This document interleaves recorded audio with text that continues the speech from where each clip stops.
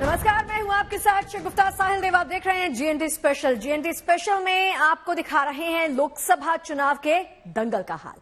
2 चरण पूरे हो चुके हैं, 5 चरणों का मतदान बचा हुआ है, लिहाजा अलग अलग पार्टियों के उम्मीदवारों और नेताओं की धड़कनें बढ़ गई हैं। प्रचार के अनोखे तरीकों से वोटर्स को रिझाने के लिए उनको लुभाने के साथ साथ नेता भगवान को मनाने में कोई कोर कसर छोड़ना नहीं चाहते। मंदिर और पूजा स्थलों में अपनी अपनी पार्टी की जीत के लिए प्रार्थना कर रहे हैं, आशीर्वाद मांग रहे हैं। तस्वीरें देखिए, हम आपको दिखा रहे हैं कुछ खास तस्वीरें। एक तस्वीर हैदराबाद से आई है। यहां बीजेपी उम्मीदवार माधवी लता के समर्थन में रोड शो करने पहुंचे बीजेपी नेता और केंद्रीय गृह मंत्री अमित शाह ने सिंहवासिनी श्री महाकाली मंदिर जाकर देवी के दर्शन किए, पूजा अर्चना की। हरियाणा की गुरुग्राम सीट से उम्मीदवार घोषित होने के बाद अभिनेता और कांग्रेस के दिग्गज नेता राज बब्बर पूजा अर्चना करने शीतला माता मंदिर पहुंचे, जबकि अयोध्या पहुंचे उत्तराखंड के सीएम पुष्कर सिंह धामी ने रामलला के दरबार में हाजिरी लगाई। इसी तरह केंद्रीय मंत्री अनुराग ठाकुर भी रामलला के दर्शन करने के लिए पहुंचे। चुनाव प्रचार के बीच में उज्जैन पहुंचे एमपी के सीएम मोहन यादव ने पवित्र शिप्रा नदी के किनारे पूजा की और फिर नदी में डुबकी लगाई। वहीं ओडिशा के संबलपुर में बीजेपी उम्मीदवार और केंद्रीय मंत्री धर्मेंद्र प्रधान भी पर्चा भरने से पहले मां समलेश्वरी के दरबार में दर्शन पूजन के लिए पहुंचे। वोट फॉर गुड में अब बात अलबेले प्रचार की कर लेते हैं। तीसरे चरण से पहले चुनावी रण में उतरे दावेदार जमकर जोर लगा रहे हैं।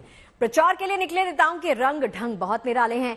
कोई घोड़े पर सवार होकर प्रचार के लिए निकला है, तो किसी ने अपने नामांकन की रैली को साल का सबसे बड़ा जश्न बना दिया है। आइए आपको दिखाते हैं चुनावी सीजन के सबसे धमाकेदार प्रचार की ये तस्वीरें।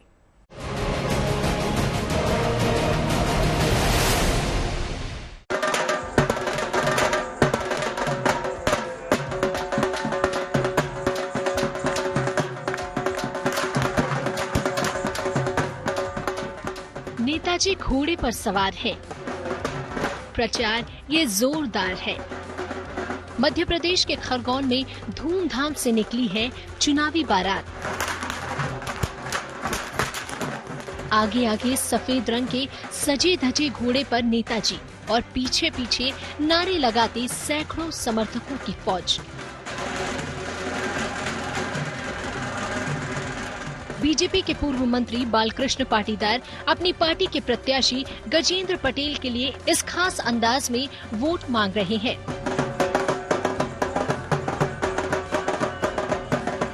नेताजी अपने बांके सजीले घोड़े पर सवार होकर गांव-गांव जाते हैं, घोड़े को बैंड की धुन पर नचाते हैं।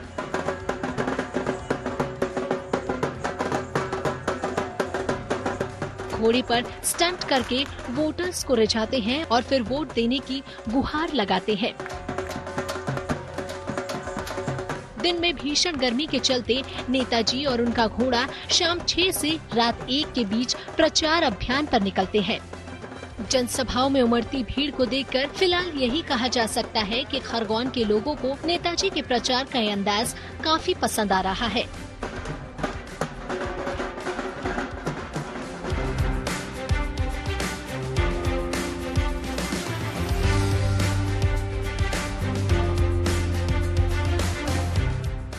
वैसे अंदाज तो नई नवेली नेता कंगना रनौत का भी कम खास नहीं है।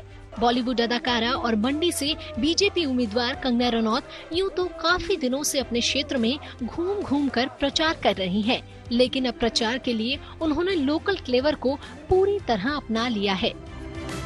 इन तस्वीरों में कंगना ठेठ पहाड़ी अंदाज में नजर आ रही है। कंगना हिमाचल की स्थानीय महिलाओं की तरह ही सिर पर स्कार्फ और हाफ जैकेट पहनकर प्रचार कर रही हैं। कंगना ने लोकल अंदाज को इस तरह अपना लिया है कि उन्हें चुनावी सभा में महिलाओं के बीच उन्हें पहली झलक में पहचानना मुश्किल ही है। कंगना के इस अंदाज को देखने के लिए उनकी सभाओं में खूब भीड़ उमड़ रही है।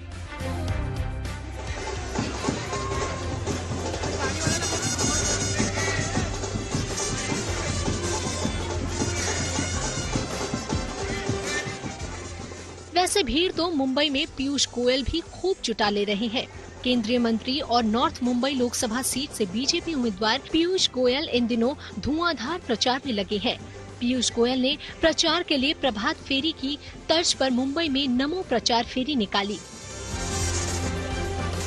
पीयूष गोयल की प्रचार फेरी में बड़ी संख्या में समर्थकों ने भाग लिया। हाथों में पार्टी का झंडा, बैनर थामे हजारों समर्थकों का हुजूम जहां जहां से गुजरा, देखने वालों की भीड़ लग गई।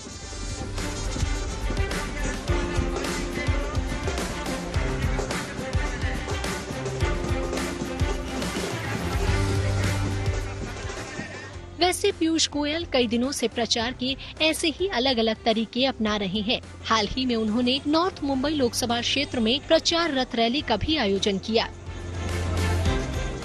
पीयूष गोयल की भव्य प्रचार रथ रैली में हजारों समर्थक मुंबई की सड़कों पर उतरे थे। प्रचार रथ रैली को देखने मुंबई वालों का हुजूम उमड़ा था। यूँ समझिए कि इन दिनों अभिनेताओं के शहर में नेताओं की रैली से मुंबईकरों का खूब मनोरंजन हो रहा है। Bureau report, good news today. Vote for good में अब बात हाई प्रोफाइल नॉमिनेशन की कर लेते हैं। आज लोक जनशक्ति पार्टी रामविलास के राष्ट्रीय अध्यक्ष चिराग पासवान ने हाजीपुर से नामांकन दाखिल कर लिया है। नामांकन भरने से पहले उन्होंने घर पर पूजा अर्चना की, फिर हाजीपुर से अपनी दावेदारी पेश करने निकल पड़े। नॉमिनेशन से पहले चिराग पासवान ने अपने पिता स्वर्गीय रामविलास पासवान की प्रतिमा पर माल्यार्पण किया। पिता को नमन कर वो आगे बढ़े। उनके पीछे समर्थकों का भारी हुजूम दिखाई दिया। चिराग के रोड शो में एक समर्थक तो बजरंगबली का वेश बनाकर पहुंचा था। इस खास मौके पर चिराग के साथ उनकी मां रीना पासवान और बहनोई अरुण भारती भी मौजूद थे। उनके अलावा केंद्रीय गृह राज्य मंत्री नित्यानंद राय और सांसद रामकृपाल यादव भी चिराग के साथ थे। बता दें कि चिराग पासवान जमुई से 2 बार सांसद रह चुके हैं। हाजीपुर लोकसभा सीट से चिराग पासवान के चाचा पशुपति कुमार पारस 2019 में सांसद बने थे, लेकिन इस बार चिराग पासवान हाजीपुर से चुनावी रण में उतरे हैं।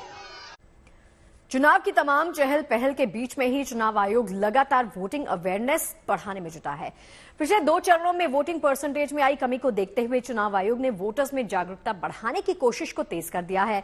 शहर शहर वोटिंग अवेयरनेस के लिए कई सारे आयोजन किए जा रहे हैं। सबका मकसद तो सिर्फ एक है कि आगे के चरणों में वोटिंग प्रतिशत में बढ़ोतरी हो सके।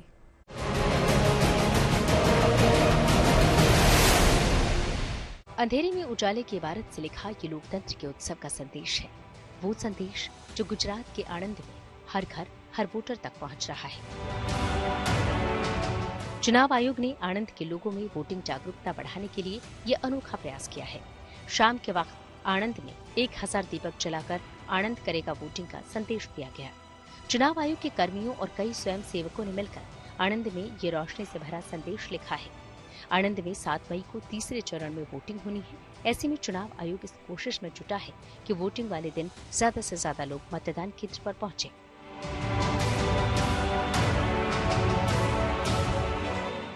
आणंद में जमीन पर संदेश लिखा गया तो कर्नाटक के बेलगावी में आसमान पर वोटिंग का संदेश नजर आया। बेलगावी में चुनाव आयोग ने हॉट एयर बलून के जरिए वोटिंग अवेयरनेस की मुहिम चलाई। इस खास प्रोग्राम के लिए चुनाव आयोग ने एक हॉट एयर बलून का इंतजाम किया। इस बलून पर कन्नड़ भाषा में लिखा वोटिंग का संदेश लगाया गया। इसके बाद बेलगाम के लोगों ने हॉट एयर बलून की सवारी का जमकर आनंद लिया।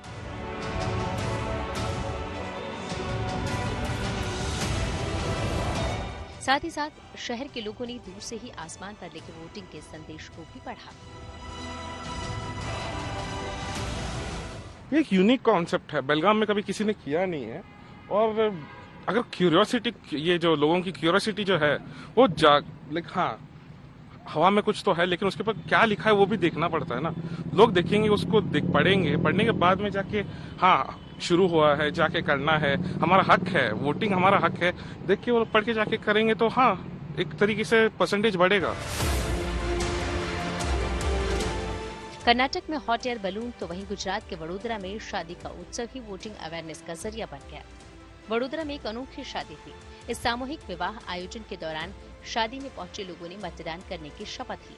देश के जिम्मेदार नागरिक होने के नाते इन लोगों ने शादी के मंडप में ही पीठ शादी में शपथ ली और प्रण लिया कि वो मतदान जरूर करेंगे।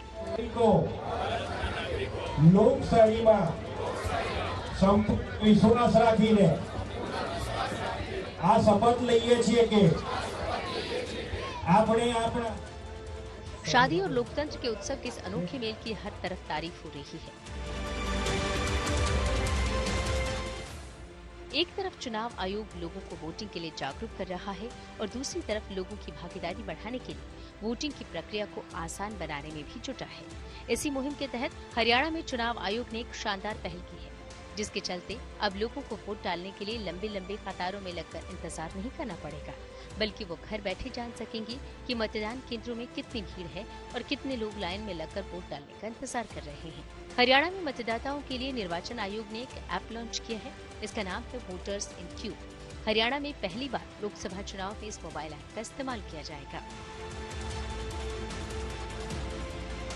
लोगों को सहूलत देने के लिए हरियाणा में एक वोटर्स इन क्यू ऐप बनाया गया है, जिससे जो मतदाता है उन्हें कंफर्ट मिल सके। किस तरह से कंफर्ट वोटर्स को मिलेगा, क्योंकि हरियाणा में छठे चरण में मतदान होना है और उस समय जो गर्मियां हैं वो भी काफी ज्यादा होगी। तो हरियाणा में इस तरह का जो ऐप है वो तैयार किया गया है, जिससे घर बैठे वोटर्स को पता चल पाएगा कि पोलिंग स्टेशन के अंदर इस वक्त कितने मतदाता है और वो अपने समय में आकर है बिना भीड़ भाड़ से और गर्मी से आसानी से बचकर है अपने मत का इस्तेमाल कर सकते हैं। वोटर्स इन क्यू ऐप पर हर आधे घंटे के बाद मतदाता केंद्र पर कितनी लंबी कतार है उसका पता चल पाएगा। इसके अलावा कितने पुरुष कितनी महिलाएं वहां पर है उसकी भी सटीक जानकारी इस ऐप पर उपलब्ध होगी। जो बूथ लेवल ऑफिसर है, जो पोलिंग स्टेशन के बाहर बैठता है, वो हर आधे घंटे में क्यू में कितने लोग हैं, पोलिंग स्टेशन के बाहर क्यू में कितने लोग हैं, पुरुष कितने हैं, महिलाएं कितनी हैं, उनकी संख्या को ऐप में अपलोड करेगा। वो अपलोड करेगा, फिर जैसे ही वो अपलोड करेगा वैसे ही वो जानकारी जितने भी मतदाता देखना चाहते हैं उनको उपलब्ध हो जाएगी। हरियाणा के 30 विधानसभा क्षेत्रों में इसका ट्रायल किया जाएगा। 25 मई को होने वाले लोकसभा चुनाव में मतदाता वोटिंग के लिए मतदान केंद्रों पर लगने वाली भीड़ को अपने मोबाइल पर लाइव देख सकेंगे और अपनी सुविधा के मुताबिक मतदान करने के लिए केंद्र पर जा सकेंगे। और इसको अभी कुछ ही असेंबली सेगमेंट्स में इस्तेमाल किया जाएगा। पंचकुला जिले के अंदर जो हमारा पंचकुला विधानसभा क्षेत्र है वहाँ इसको इम्प्लीमेंट करेंगे। जैसा कि नाम से स्पष्ट है, वोटर्स इन क्यू ऐप, तो इसके माध्यम से जो हमारे वोटर्स हैं वो घर बैठे ही ये जानकारी प्राप्त कर सकते हैं कि पोलिंग स्टेशन पर अभी कितने मतदाता हैं। उस हिसाब से वो ये देख सकते हैं कि उन्हें कब मतदान करने जाना है, उनको कौन सा समय उनके लिए सबसे ज़्यादा सहूलियत भरा रहेगा। इस पे ट्रेंड्स भी दिखते रहेंगे कि स्लॉट्स बने हुए हैं, हर आधे घंटे में एंट्री होके अपडेट किया जाएगा कि कितने मतदाता हर बूथ पे हैं। हरियाणा में चुनाव छठे चरण में यानी 25 मई को होना है। उस समय गर्मी चरम पर होगी। ऐसे में इस पहल के जरिए निर्वाचन आयोग की कोशिश है कि वोट देने वालों को लंबी लाइन में लगने की परेशानी न हो। बड़ी बात ये भी है कि इससे मतदान प्रतिशत में भी बढ़ोतरी होगी। चंडीगढ़ से ललित शर्मा और आनंद से हिताली शाह के साथ bureau report, good news today. बताने और समझाने की कोशिश है इस चौक की भी। फिलहाल मुझे यानी शगुफ्ता को इजाजत दीजिए, बाकी खबरें लगातार जारी हैं। देखते रहिए GNT। नमस्कार।